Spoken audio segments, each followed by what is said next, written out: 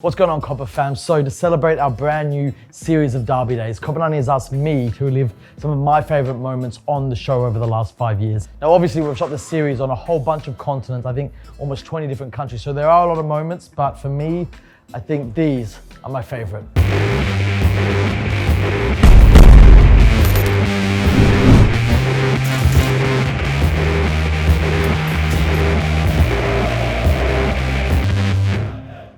So you've got to throw Budapest in there because that episode was a real stepping stone into the access we were starting to get with the more active fans. That was episode 1 of season 2, and I think the reason we got in was because the last episode of season 1 was Belgrade, where we'd really kind of shown the Ultras and the incredible atmosphere they had got. That moment when we met the Ultras in Hungary was truly something else. We happened to go to a training session beforehand. It felt like a pretty low-key affair. It was just a bunch of old Hungarian dudes, but then some guy came up to me, he recognized me and said, "We're from the Ultras, we'd like to speak to you, talk to you about the derby." I remember it was just 40 of the biggest Hungarian Ultras you've ever seen, these giant Újpest guys. What does Újpest mean to you? Számunkra nagyon egyszerű mindent.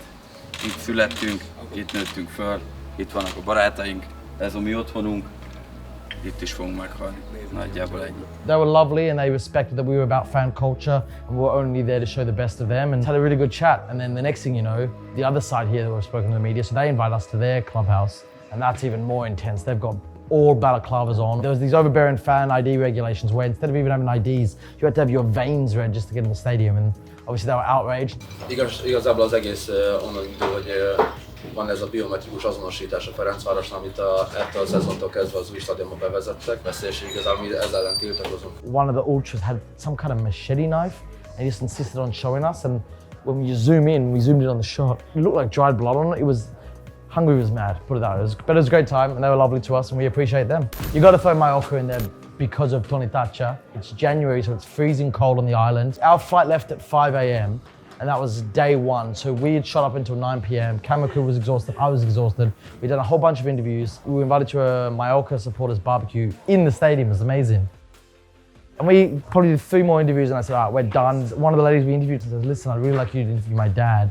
He really wants to speak." And I said, "Listen, would love to, but we've done enough interviews today. We started at 6, we wrapped up at 9. That's it. I think we've done enough." We looked at him, he was this quiet little guy. "Hello," and I'm like, "Listen, we're a bit tired. He speaks English, please just," I said, "You know what, we've been such amazing hosts. Let's go have a chat with him." So we line up ahead of the door. My expectation was to do 1 or 2 questions. "What's your name? Tell us the passion for the club." Cameraman starts recording. I say, "What's your name?" And his first answer is, "Don't worry about me. You don't need to know my name. Everyone on this island knows my name. I'm Tony Thatcher, the famous Tony Thatcher."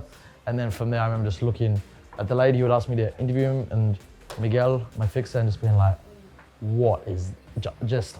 And then from there, I mean, where to even begin? Telling us about getting relegated and sleeping in the stadium in tears. He talked about Samuel Eto'o living at his house. Is it really true you lived with Tony Thatcher when you first moved here? Samuel Eto'o lived in your house? Yes, yes. That was definitely a moment.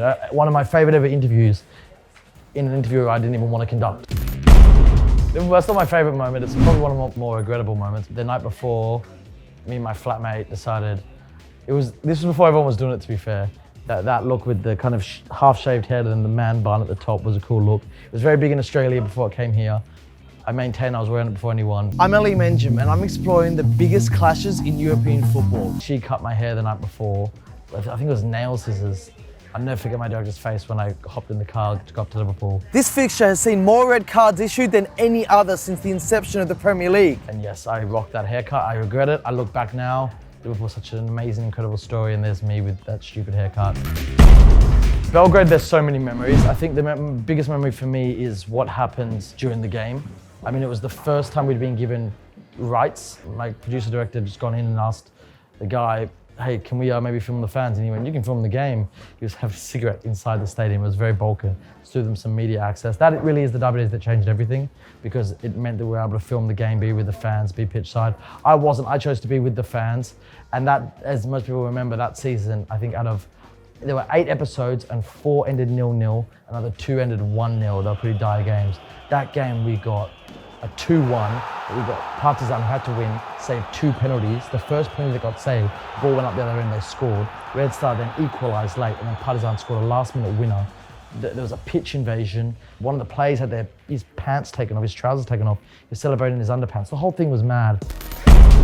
Bosnia is definitely, I could put a top 10 of Bosnia alone. Bosnia was one of our favorite places we've ever visited. The hospitality, the friendliness, the welcoming, the just sheer positivity of a country and city has been through so much. And this is kind of embodied in a taxi driver. We wanted to go see the old 1984 Winter Olympic site. The taxi driver had this amazing conversation about how much football meant to the city and how it saved people in times of distress. I mean, obviously, Željeznič's stadium had been at the front line of the war. Bosnia was incredible. Portland and Timber Jim. Timber Jim is someone I had known about him before I even had a job at COPA90, so it was kind of like a pretty cool moment to meet Timber Jim. And just to go to Portland, such an iconic city, iconic club, even got a proper like German style clubhouse.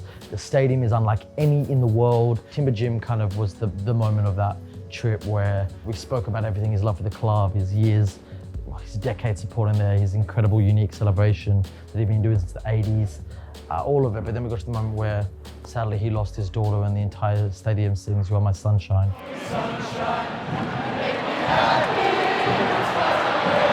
He broke down in this incredible house we were staying at, looking over the Oregon hills.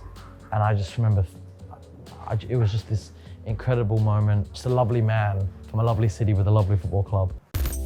So Madrid, yeah, that was something else. Essentially, this was the last ever derby in the Vicente Calderón. They had already had what they thought was the last ever derby, which was in the league, but then they had been drawn in the Champions League semi-finals of 2016, 2017. But Real Madrid had won the first derby 3-0, so everyone thought it was over. We thought it was over. We had even sent an email to one of our bosses saying there's no point going. Little did we know there was a big point in going. I mean, all the emotions came out because they had actually drawn or lost that, what they thought was the last derby at the Calderón. So they thought, even if we don't win the tie, we must win this game. And then before you could even get to that was what happened before the match. 20, 30 trucks of fully armed cops. And you're going to tell me this derby's friendly? I would say it was about an hour before the match, and you could feel something wasn't right. We were about 100 meters from the old school ultra pubs, which are some pretty scary locations back out over near the Calderón. You could see the street was getting more and more packed, and then just something, and the next thing you know, everyone ran out. The cops were shooting. I'm not sure if it was rubber bullets or what. Everyone ran towards them, and then they all ran back at the police. Glass bottles are flying. It was one of the biggest adrenaline rushes of my life. It was proper stampede back and forth. We're ducking bottles, flares, everything. It was absolutely nuts. It was, the adrenaline was incredible. That game was amazing. Before even the game had even kicked off, it was top 3 Derby Days atmospheres. The absolute tension. When they scored the first, it was insane. When they scored the second, people were crying. They just needed one more. Unfortunately, Real Madrid got that one. That day, that night, that derby is one of the best, 100% one of the best. There's something really special about Galicia. I think you could see it in the film. I'd gone 6 months earlier. A good friend of mine, she's from Galicia. She'd always told me about the place. And I had somehow got tickets for us to go to the Europa League semi-final against Man United. So since she couldn't make it, I brought my friend along, had a spare ticket, and we said we're just gonna find some people, give a free ticket to a local. We met these 2 guys on this street. I'll never forget that street. Say, hey, we don't know anyone. Can we drink with you? They thought we were obviously English speaking. We were Manchester United fans. We're like, no, we're with you. We're Celta Vigo fans. Fast forward, had a great time. Befriended them, took their numbers. I said, we're going to come back. We have to do a derby days. I kept saying, you've got to see the Galician derby. I said to Jesus and Iago, listen, if we come to derby days though, you've got to give us a proper derby days Galician meal, which is, they were always going about octopus. And he said, I've got the perfect location. Jesus' house down below. It's very Galician, the bricks. We're going to serve octopus in Galician style. It's going to be the most Galician experience. Iago and Jesus came along with 20 other fans. And there's only a few minutes of it on the episode, but we talked for 3 hours. We ate so much. I mean, it was a proper moment of like, because of football and me and my friend going out there early and just making friends with people, we were having this dinner in this incredible house or basement, sharing moments and memories. Half of them didn't even speak English. That's what Derby Days really is about, trying to get you into those moments to understand the culture of a place.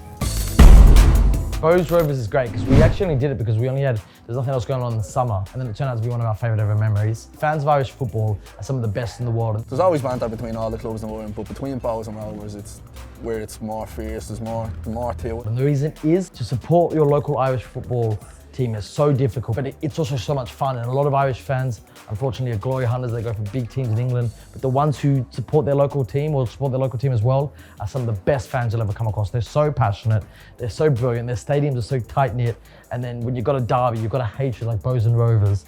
It's just brilliant. We were in the stand, but I thought our access could get us on the pitch. We decided to go there, we got on the pitch, then we sat right next to the billboard or the little sign where the hardcore fans were. They've won the game, and when that second or third goal goes in, it just went mental. We got pushed forward. There's like this gate going over. It was absolute limbs, and we were literally had an advertising hood in between us and absolute limbs. It was just brilliant. It was a brilliant trip. Shout out Irish football fans. Meeting Sid Lowe for the first time was, I believe it was Derby Days 1, the first ever. I was still living in Australia. COPA90 had flown me over. I was there for the derby, and they told me you're going to interview Sid Lowe, and for me, I just almost didn't believe it. What you got to understand is a lot of people look up to football players. I've never really been that good at football, so I never really looked up to football players ever. What I was always into about football was the stories off the pitch, and in my opinion, absolutely no one can tell a football story like Sid Lowe. The interview went off without a hitch. We asked a lot of questions. I don't think I listened to any of the answers because I was just so taken aback that this guy's talking to me as a person in the same industry. I was still so young at the time. A former Real Madrid president, a guy called Ramon Mendoza, once described the Clásico as a story that's a myth, but that suits us both. And I just remember he got to his last question, and I just lost it. I just started crying. And I started crying because all my life I had been reading his work and telling stories, and now he's telling a story, part of my story. To have him say, "Thanks, Ellie," was just like a moment, and now obviously I've got his number and I've featured him on Madrid Derby Days. Madrid Derby was one of the best conversations I've ever had in my life. He inspired me to tell football stories, and to have him on Derby Days was, yeah, a real special moment in my career. For this season, we've gone for a theme similar to what we did with Spain a couple of seasons ago. This one's all about the wait, about the games that fans haven't seen for ages, or perhaps if you're young enough, haven't seen at all, and just what that does to a derby and a rivalry. And I think it's going to be pretty special.